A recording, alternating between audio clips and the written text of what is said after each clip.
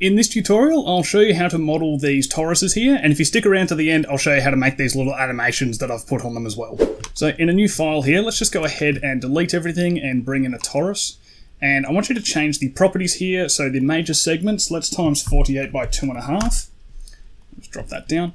And then tab into edit mode here, and using Control F, we're going to poke the faces, and then using Alt and J, we're going to convert the tris to quads. And we'll just change the max face angle and shape angle from 40 to 80 degrees, and you'll see that will just clean everything up for us. Now everything's a little bit jagged, which isn't going to work great for the subdivision. So let's just go ahead with everything selected, press Ctrl V, and we'll smooth out the verts, and it will just make it a little bit nicer to work with.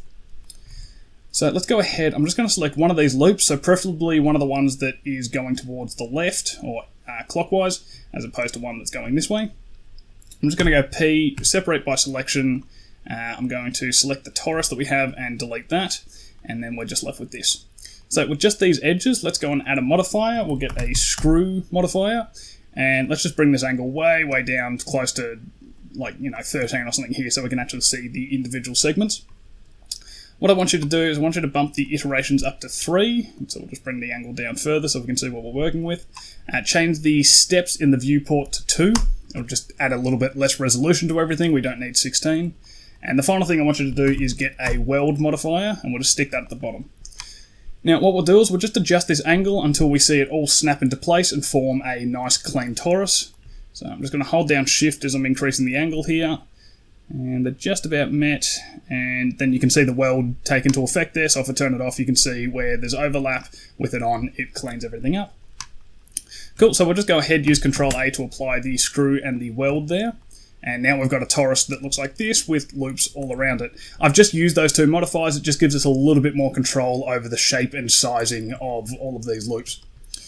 So what I want to do, because we're going to make two different shapes here, right, I'm just going to duplicate this and move one off to the side. And so working with this one here, let's just go ahead, I'm going to select this loop here, or this edge here, sorry, then hold down Shift and select another loop, and then using Control Shift and holding down plus, I'm just going to hold down plus until it selects every other loop, or edge, sorry, and returns back to where we started.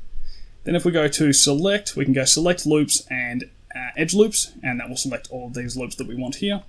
Using Alt S, we can just push these in a bit to make the desired shape, so I'm just going to bring them in about that much. Using a crease, so Shift E 0.33 is the value I'm going to use here. And then if we go ahead and chuck on a subdivision surface, I'm just going to bring this up to 4. You can see we're sort of getting the shape that we want.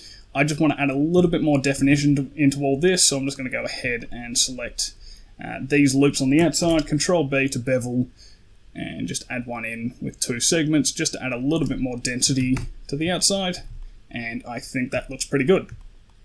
Cool, so then the other shape that was suggested to do is very similar here, but it's more of a hard surface shape, and the insets are a little bit more dense, and it's mirrored around the y-axis. So what we'll do, very similar process here, we'll just go ahead and we'll select between this edge and then shift select this edge, using Control Shift and plus, hold that down until it comes the whole way back around. Select loops, edge loops. And we'll just use Control B to do a bevel, and we'll just scroll down once to make it only one segment. And we'll go somewhere about that size, I think that looks good. And then using I, we'll do an inset and bring that in. And you'll notice the inset's sort of distorted along here, so we're just going to open up this panel and we're just going to check edge rail, and now it's all smoothed up for us. And then using Alt S, we can just push this in to make this shape that we're looking for, so something like that. Then I'm going to go ahead, holding down Alt, I'm just going to select these 4 edges here. Using Shift and G, I'm going to go face angles, and then Shift E 0.55 to crease those up. And then if we go ahead and chuck on a subdivision surface modifier, throw that up to 4 again, we've now got that shape going. Just one thing I want to do, because we're about to use a Boolean operation on this and cut it in half, I'm just going to go ahead and Alt and Shift select these middle loops and just Control X to dissolve those, because I know they're just going to cause problems for us. Cool, so I'm just going to move this out of the way a bit more. Now, the design has this mirrored, as I said, so what we're going to do is Shift A to bring in a cube. Tab into edit mode, we're going to add an edge loop down the middle here. And we're going to select this face on the right hand side and delete the vertices. And then using Alt and Select, we're just going to fill in this face here. scale it out on the Y so that it's bigger than the torus, and then scale it out on the X so that it cuts out or encapsulates the other half of the torus. And then if you have Bool tools enabled, if you don't, I'd recommend going and enabling it, but we can just select this cube that we've got here, shift select our torus, control shift and B to bring up our Bool tools operation, and under the brush boolean, let's use a difference operation. And I'm just going to turn off the subdiv here so it doesn't crush my PC, or my laptop, sorry. And now we've got something that's cut in half, so let's go ahead, bring in a mirror modifier. And there's a bit of jank going on in the middle here. There's a handful of reasons that's happening, but we'll fix that up in a bit. So let's just enable clipping for the mirror modifier, put it to the top, and enable clipping for the mirror modifier. And then what I also want you to do is to get a weld modifier, and we'll just stick that at the bottom. That will be of help in just a second here. Also just going to hide the boolean object. Cool, so let's go ahead and apply the boolean modifier. And then we've got some non-manifold faces in the middle here, so just between where these are intersecting. So I'm just going to go ahead and delete that one, and I'm also going to delete this one. Cool. And I'm going to put the mirror modifier at the top of the stack, and I'm going to put the weld modifier above the subdiv. So if I turn this back on, you can see it's partially cleaning up our topology, just where we'd have the overlap in the middle here. The only other thing I want to do, I'll just turn the subdiv back off just to make editing the mesh a little bit easier, is I just want to go and merge some vertices together to remove some nasty n-gons here. So I'm just going to select these, merge at last, and do the same here, select between these points, M, merge at last. And I'm just going to do it for this side. I'm not going to worry about the back side because you can just go repeat the process yourself if you want, but just for the sake of brevity, I'm just going to do one side. And so we'll do the same here, we'll go merge at last. And that should be, that one there, whoops, M, merge at last. That should be alright. I feel like these might cause some issues, but I'll be able to see better once we put the subdiv on.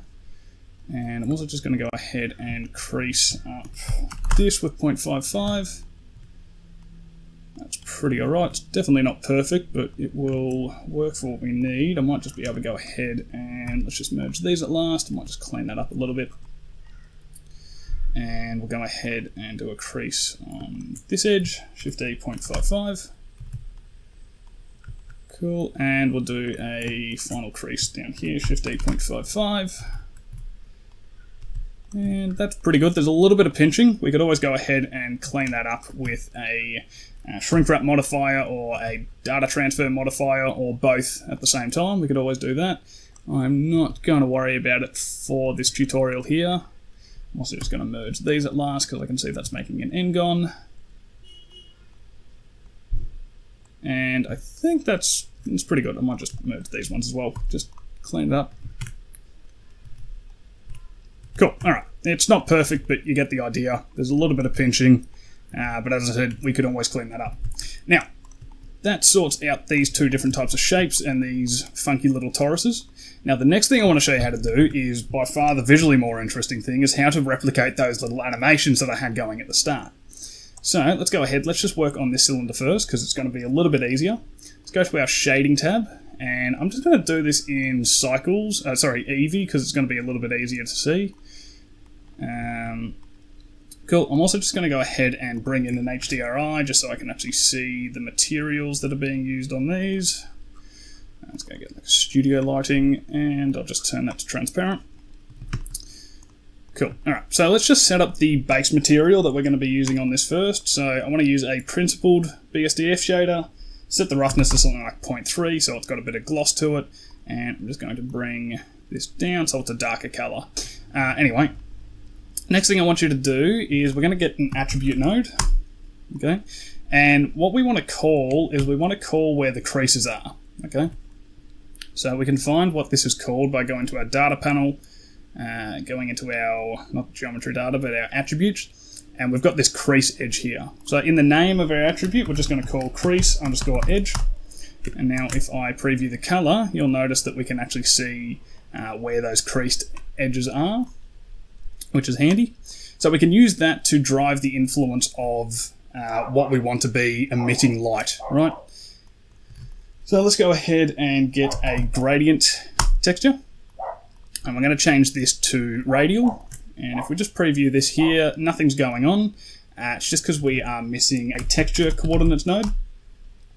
So just bring that in and we'll use the object and plug that into the vector. And now you can see we've got a radial map.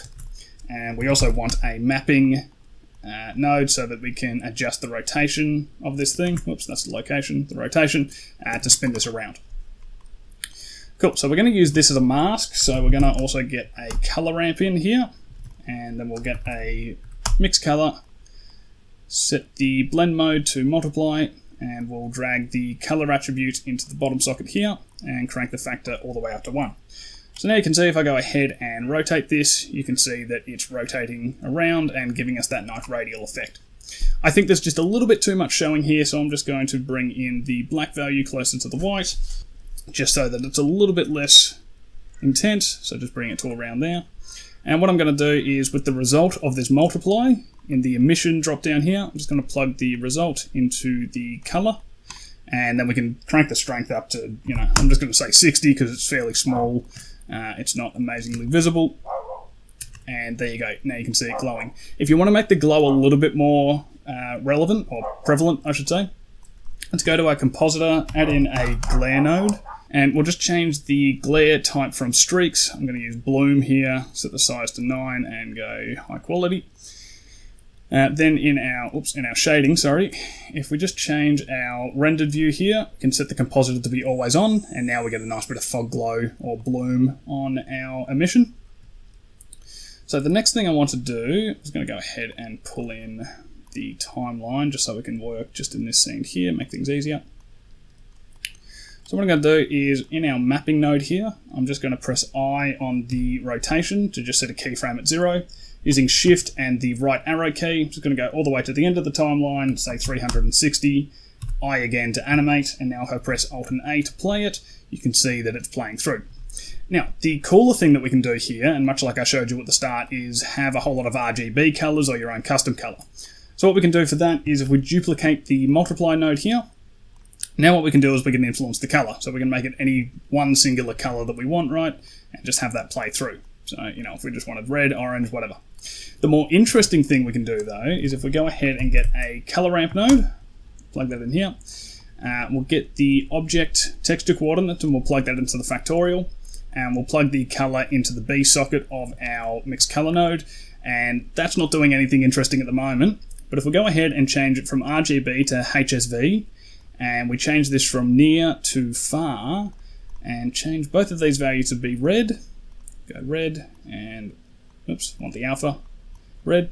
Now what it's doing is it's picking the furthest distance between the red color and this red color, and now we're getting that nice RGB pattern throughout here. Cool. So very, very similar. We're just going to use, where did my move gizmo go? Can't see it.